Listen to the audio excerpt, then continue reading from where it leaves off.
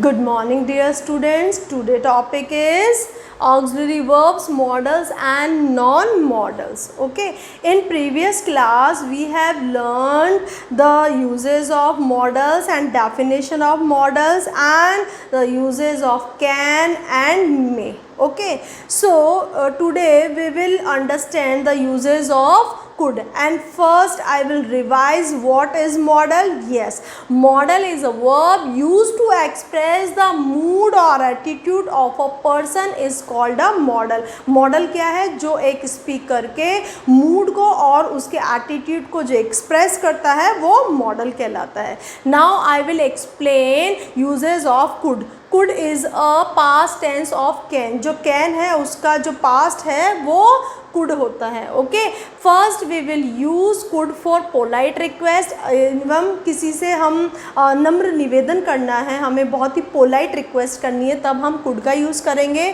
Second, ability in the past. Past में आपको किसी काम करने की कितनी एबिलिटी थी उसके लिए भी हम कुड का यूज़ करेंगे. And third, for narration we will use could. Narration it means direct indirect में किस तरीके से हम कुड का यूज़ करते हैं. So one by one I will explain with the help of the example. So first example of polite request, could you please open the window? क्या तुम इस विंडो को ओपन कर दोगे? तो ये क्या है? एक पोलाइट रिक्वेस्ट है और पोलाइट रिक्वेस्ट के लिए मैंने क्या यूज़ किया? Could. Okay, so could you please open the window. क्या तुम इस विंडो को ओपन कर दोगे? तो मैंने किस वे में पूछा? बहुत ही पोलाइट रिक्वेस्ट में पूछा. That's why I have written here could. Okay, second, could you turn the music down. क्या तुम इस म्यूज़िक को कम कर दोगे? Then I will use could. Okay, तो ये भी क्या है? मेरी एक पोलाइट रिक्वेस्ट है.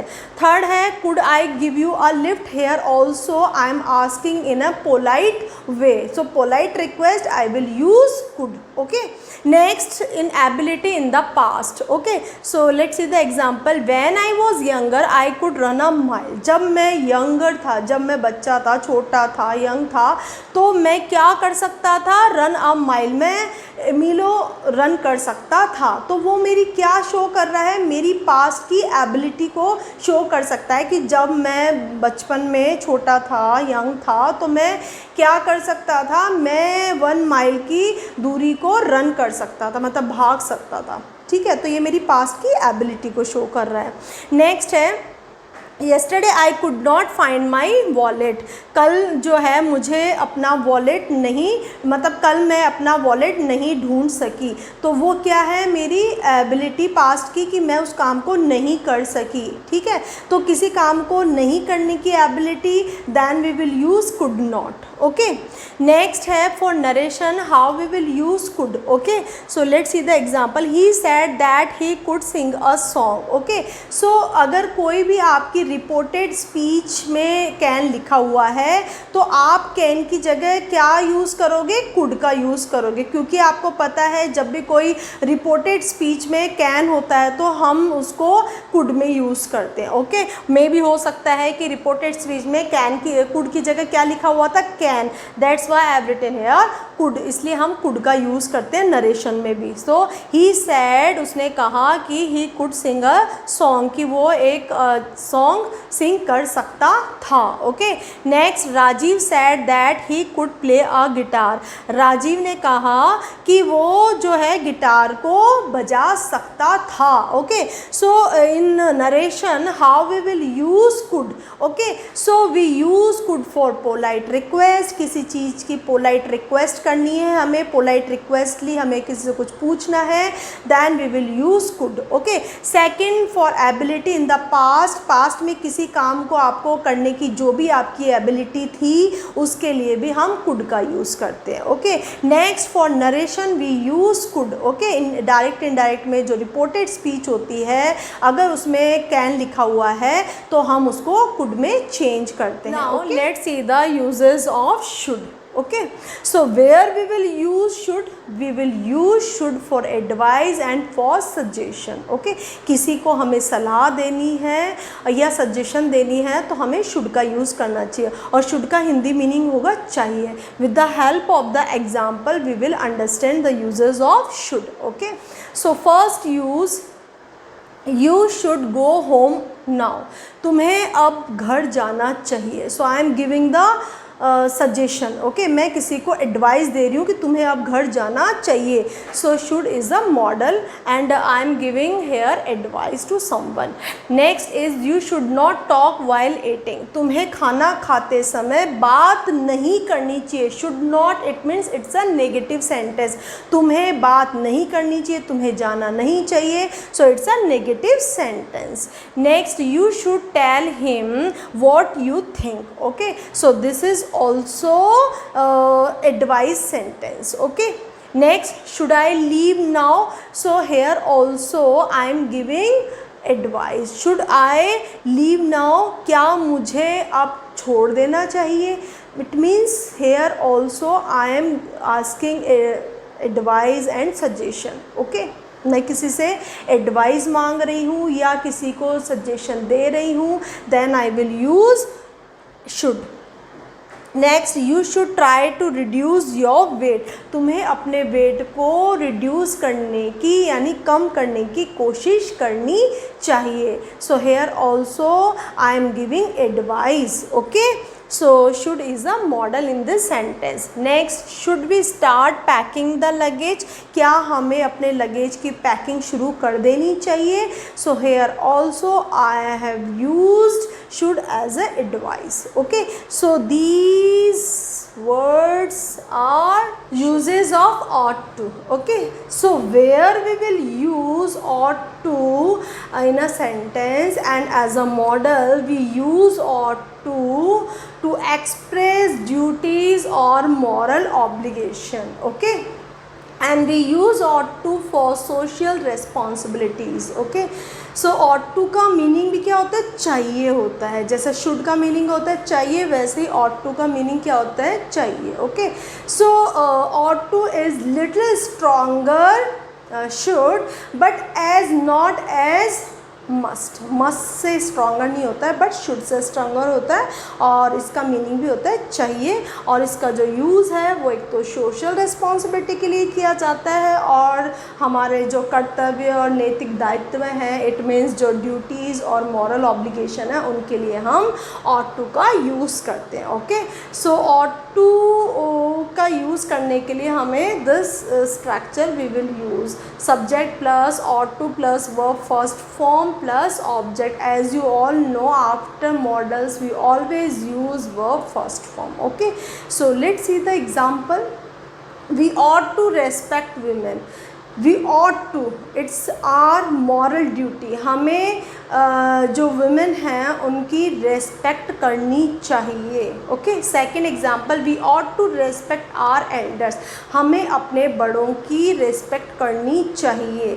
Third, you ought to obey your elders. हमें अपने बड़ों का obey करना चाहिए.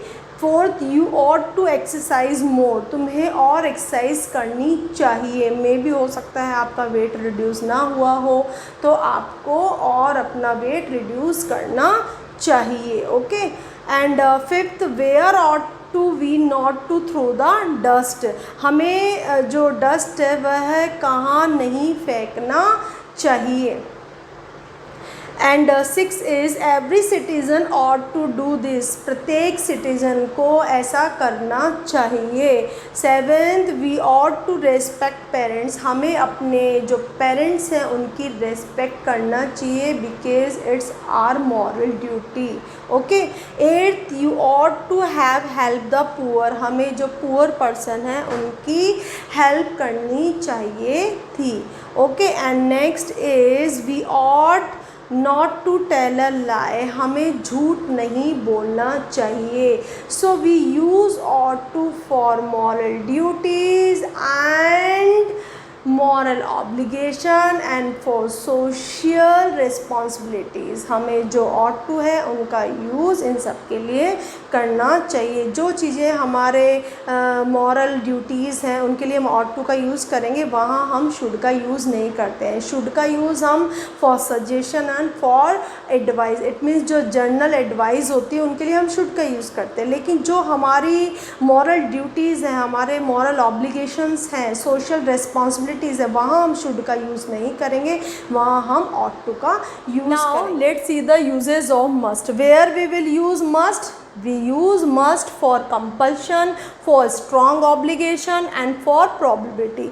कंपल्शन इट मीन्स मजबूरी के लिए, strong obligation it means duty के लिए, and for probability it means किसी चीज़ का जो कर्तव्य है तुम्हारा उसके लिए भी हम मस्ट का यूज़ करते हैं. And Hindi meaning of must it means चाहिए, वो काम आपको करना ही चाहिए. So with the help of the examples we will understand the uses of must. Okay, so let's see the first example. He must apologize for his mistake. Okay, so in this sentence it's a compulsion. It means apologize करनी चाहिए उसको अपनी mistake के लिए. मतलब किसी ने mistake कर दी, उसको अपनी मिस्टेक के लिए क्या करना चाहिए, माफ़ी मांगनी चाहिए. इट्स अ कंपल्शन, ये आपकी मजबूरी है. ऐसा नहीं कि you should apologize for his mistake. Yes, we can use should, but in general way we can use should.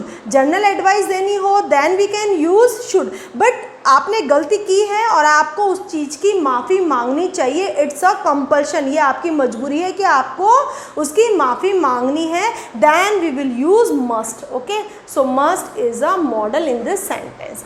Next sentence, his mother is not well, he must take care of her. So in this sentence his mother, उसकी जो mother है वो ठीक नहीं है, इसलिए उसे अपनी मदर की टेक केयर करनी चाहिए. इट मीन्स किसी पर्सन को अपना सारा काम छोड़ के उसका ध्यान रखना चाहिए. इसका मीनिंग यही है. यस, इसका मीनिंग यही है कि यदि उसकी मम्मी बीमार है, ठीक नहीं है, तो उसको अपने सारे काम छोड़कर उनकी टेक केयर करनी चाहिए. बिकॉज इट्स अ ड्यूटी, ये उनकी स्ट्रॉन्ग ऑब्लिगेशन है, ये उसकी ड्यूटी है. बिकॉज उसकी मदर है भाई वो, तो इसलिए for strong obligation we use must. Okay, next, a teacher must teach students about etiquettes. एक जो टीचर है उनको अपने बच्चों को एटिकेट्स सिखाने चाहिए. ओके, उनको ये सिखाना चाहिए कि एटिकेट्स क्या है. एटिकेट्स इट मीन्स तमीज़, तहजीब, इनको सिखाना चाहिए. It's a duty of teachers. It means ये एक स्ट्रॉन्ग ऑब्लिगेशन है. Okay, next is if you like the video you must hit the like button. यदि तुम किसी वीडियो को पसंद करते हो तो तुम्हें लाइक बटन को हिट करना चाहिए. ये भी आपकी ड्यूटी है कि आपने किसी वीडियो को देख लिया, आपने उसको पसंद किया तो उसको आपको लाइक करना चाहिए. It is also duty and strong obligation. And next example, he must be there. उसको वहाँ होना चाहिए. अगर मैं बोलूँ तो ये एक तरह की प्रॉबिलिटी है, ये संभावना है कि उसको वहाँ होना चाहिए. And this is obligation also, कि उसको वहाँ पर होना चाहिए या फिर वो वहाँ पर होगा. किसी चीज़ की संभावना भी लग रही है इस सेंटेंस में, और हमें मतलब किसी चीज़ की प्रॉबिलिटी है कि उसको वहाँ पर होना चाहिए. Okay, next is your phone is switched off. तुम्हारा जो फ़ोन है वो स्विच्ड ऑफ है. Your mother must be worried about you. तुम्हारा जो फ़ोन है वो क्या है, स्विच्ड ऑफ है. And your mother must be worried about you. जो तुम्हारी मदर है वो क्या होंगी, तुम्हारे लिए वरीड होंगी. क्योंकि वो तुम्हारी मदर है तो ऑब्वियसली वो तुम्हारे लिए वरीड होगी. तो ये क्या है, एक प्रॉबिलिटी है. क्योंकि मदर जो होती है उनका कुछ प्रॉबिलिटी होती है कि हाँ भाई एज अ मदर उनको तुम्हारी क्या होगी, चिंता तो होगी ही. तो in the sentence I have use must as a model, and we use must for compulsion, for strong feeling, for probability. And one more important thing, we use should for general advice and we use must for compulsion. किसी चीज़ को करने की मजबूरी हो, किसी काम को करने की ड्यूटी हो, किसी काम को करने की probability हो, तब हम must का यूज़ करेंगे. It means must is more powerful than should. Okay, जो शुड मस्ट है वो शुड से कहीं ज़्यादा पावरफुल है. So students, that's all for today and have a nice day.